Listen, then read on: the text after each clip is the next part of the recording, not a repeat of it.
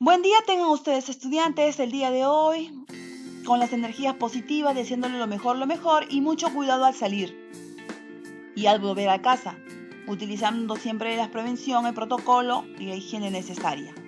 El día de hoy continuamos con nuestra clase de literatura y hablaremos sobre el realismo y modernismo literario. Realismo, ustedes saben lo que sucede, sin tapujos. Y modernismo, los cambios que se dan, para bien, para mal, o nos adaptamos a ellos o continuamos pues en nuestro retraso. Máximo representante del realismo peruano, Manuel González Prada, líder de este realismo. El realismo surge en 1880 y se prolonga hasta 1910. Movimiento que surge inicialmente en Francia a mediados del siglo XIX, 1848, y alcanza su mayor expresión en la novela. A nuestro país el realismo llegó con cierto retraso, después de la guerra con Chile. El realismo peruano, si bien es cierto, adopta los moldes del realismo europeo, no descuida los matices nacionales y se preocupa por los problemas sociales de la época, levantando su voz de protesta para denunciar el maltrato al indio, la centralización de la economía, la corrupción pública y la derrota sufrida frente a Chile. Ese primer movimiento o momento en que se toma en cuenta la realidad del indio peruano a través de las novelas sociales y los ensayos políticos. Características: predominio de la realidad sobre la imaginación y la fantasía. Rechazan los excesos del romanticismo. Es eminentemente objetivo. Rechaza los vicios del pasado y se centra en el problema contemporáneo. Preferencia por los temas sociales. Denuncia el maltrato del indio. Radicalismo político y social. Nacionalismo. Sus máximos exponentes o representantes: Manuel González Prada con Páginas, Horas de lucha; Clorinda Mato de Turner con su famosa obra Ave sin nido, Herencia, Índole, Tradiciones cusqueñas; Mercedes Cabello de Carbonera con 100 años de vida perduraría, Algo del Perú y mucho de Pelagatos; y Leónidas Yerovi con la de A 4000. Manuel González Prada y Ulloa nació en Lima en 1844 y deja de existir en 1918, conocido como el Sibarita, el Anticristo, el apóstol de la muerte. Nació en Lima en el seno de una familia aristocrática e influyente.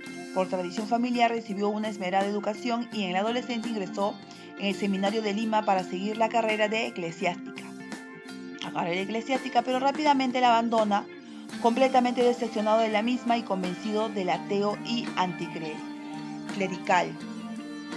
Antes de la guerra con Chile cultivó preferentemente una literatura romántica, sobre todo lírica.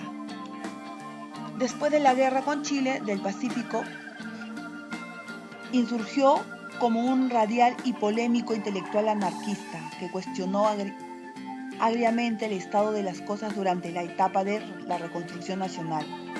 Fue anticlerical, antiaristocrático, antilimeñista, antihispanista, antichilenista. En síntesis, representa el anarquismo en el Perú. En su juventud fundó un círculo literario que se llamó simplemente El Círculo, que más tarde se transformaría en un partido político, la Unión Nacional, con el cual llegó a ser candidato presidencial sin lograr su objetivo. Fue el primer intelectual que realizó un diagnóstico objetivo de la realidad nacional y sacó a la luz la problemática del indio y la situación de marginalidad y abandono como producto de la política centralista y aristocratizante con la cual nació el Perú como república. Sustituyó a Ricardo Palma en la dirección de la Biblioteca Nacional del Perú. Denunció la corrupción política, el oportunismo y los malos manejos de los fondos políticos. Responsabilizó a los culpables de la derrota sufrida frente a Chile. Esperanza en la reconstrucción nacional. Reivindicó la figura del indio, precursor del indigenismo. Criticó los vicios sociales de la época. Adaptó una posición anarquista. En el aspecto formal, sobre todo en la poesía, es considerado como precursor del modernismo al haber introducido las estrofas francesas como Rol, Triolet y las baladas alemanas. Sus obras son en ensayo Páginas libres, Propaganda y ataque, Nuevas páginas libres, Horas de lucha, Anarquía, Bajo el aprobio, Figuras y figurones. En poesía, Minúsculas, Trozos de vida, presbiterianas, baladas peruanas, exóticas, grafitos. Narrativa, el túnel Diagones, en teatro, cuartos para hombres vacíos, Chico, doctora y doctor. Páginas libres, 1894. Consta de 20 escritos diferentes, en diferentes años, entre discursos, artículos, ensayos, estudios, etc., agrupados sin un orden temático ni cronológico, para encarnar el espíritu libre del autor, como él mismo lo manifiesta en el prólogo. Entre los textos más importantes del libro destaca el discurso de Politeama, leído el 28 de julio de 1888 en el Teatro Politeama de Lima, en un acto cívico convocado por diversos colegios de Lima, con la finalidad de promover la recuperación de Tacna y Arica a través de una colecta pública. Se encontraba entre los asistentes el entonces presidente de la República, don Andrés Belino Cáceres. A diferencia del esperado discurso de exaltación retórica al acto de la convocatoria, el discurso se convierte en un llamado a los jóvenes a tomar acciones radicales ante la incapacidad y la corrupción de quienes no supieron asumir su rol de defensa de los intereses nacionales durante el conflicto. Ese es un hermoso discurso. Plantea un juicio a la generación declinante y haciendo un examen de los factores de la crítica realidad presente. Precisa como una razón fundamental el atraso y el caos reinante a la pésima educación pública en todos sus niveles. Plantea como causa esencial de la derrota ante el Chile a la ignorancia y al espíritu de servidumbre de los peruanos, lo cual se traduce en una falta de identidad nacional. Por otro lado, denuncia problemas base como la improvisación en el manejo de los distintos gobiernos, que se ha turnado en el poder solamente para enriquecer a élites ambiciosas y corruptas, y finalmente hace un llamado a los jóvenes para rechazar todo tipo de aquello que sea chileno y ajeno a los intereses nacionales.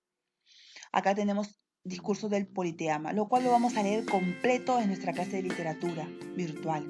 Señores, los que pisan el umbral de la vida, se juntan hoy para dar una lección a los que se acercan a puertas del sepulcro.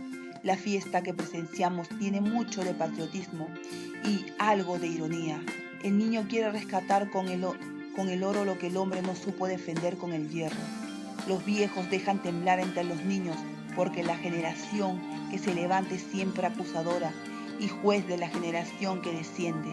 De aquí, de estos grupos alegres e bulliciosos, saldrá el pensador austero y taciturno. De aquí, el poeta que fulmine las estrofas de acero retemplado. De aquí, el historiador que marque la frente del culpable con un sello de indeble ignominia. Niños, sed hombres, madrugad a la vida, porque ninguna generación recibió herencia más triste, porque ninguno tuvo deberes más sagrados que cumplir, errores más grandes que remediar, ni venganzas más justas que satisfacer. Esto lo vamos a terminar de leer en nuestra clase de literatura virtual, porque es muy interesante, sobre todo sustancioso, y nos va a dejar un conocimiento amplio con la finalidad de ponerlo en práctica. Florinda Mato de Turner se casó a los 17 años y enviudó pronto. Además, perdió tempranamente a su único hijo. Se dedicó activamente a la difusión cultural a través de las diversas publicaciones, tanto en Cusco como en Lima, además de Buenos Aires, ciudad en la que residió durante algunos años.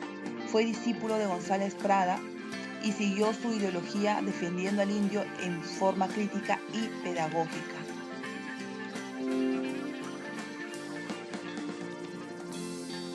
Obras: Ave sin nido, índole, herencia, tradiciones cusqueñas. Ave sin nido, escrita en 1895, la novela más representativa de toda su producción literaria. Significa una defensa del indio peruano pauperizado en las serranías, en donde las leyes capitalistas no sirven de nada o, en todo caso, son utilizadas de acuerdo a los intereses de los poderosos, mediana o mínimamente instruidos, que se enriquecen haciendo trabajar al indio en forma inhumana. El planteamiento, que evidentemente es una primera aproximación, sería el problema del indio. Representa el primer antecedente concreto del indigenismo peruano que se desarrollaría décadas más tardes. Su visión de la problemática del indio peruano es paternalista. pues plantea que se trata de un problema básicamente pedagógico y que la mejora de la situación del indio está en función del nombramiento de autoridades idóneas, siempre capitalinas o en todo caso con formación capitalina, y la realización del cambio en el seno de la Iglesia para evitar los abusos que cometían los curas, sobre todo en el plano sexual. Dentro del contexto planteado en la novela, que tiene como escenario un pequeño pueblo de la serranía llamado Quillat, en el que el teniente gobernador, el juez de paz y el párroco confabulaban en el poder maltratar al indio, haciéndolo trabajar en el campo. Se desarrolla una historia de amor entre Margarita y Manuel, quienes descubren que no se pueden casar porque son hermanos, hijos del antiguo cura del pueblo. Modernismo, 1906-1916. Fue un movimiento de renovación poética que surge en América merced al genio creativo de Rubén Darío, quien con publicación de Azul 1888 inaugura este movimiento en nuestro país. El modernismo se inicia en 1906 con la publicación de Alma América de José Santos Chocano, obra de la cual se inaugura un nuevo lenguaje en la poesía peruana. Como es sabido, el modernismo hispanoamericano fue la primera y única corriente oriunda de esta parte del mundo y significó el afianzamiento de la independencia cultural de América con respecto de Europa, específicamente de España. Aunque en realidad esta escuela literaria tiene sus raíces en la tradición europea también, pues es una síntesis creativa del simbolismo y el parnasianismo francés de finales del siglo XIX. Del primero toma el afán por la musicalidad en los versos y el predominio de la sugerencia sobre la narratividad. Del segundo hereda el perfeccionismo y la sujeción a la normativa de la versificación tradicional, pero con una clara intención renovadora, buscando nuevas combinaciones y originando nuevos y exóticos ritmos y combinaciones estróficas. Las características son profunda renovación del lenguaje poético, utiliza vocablos idiomáticos y americanos, búsqueda de la belleza, el colorido, la musicalidad y la luminosidad, elegancia, exquisitez y refinamiento formal. Es un movimiento cosmopolita sin dejar de tener matices nacionales, exotismo temático, eliminación del arte.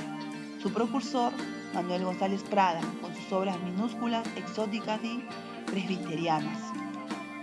Vamos a profundizar más este tema en nuestras clases, chicos. Resuelvan las actividades correspondientes al tema y nos vemos hasta una próxima oportunidad. Cuídense, bendiciones.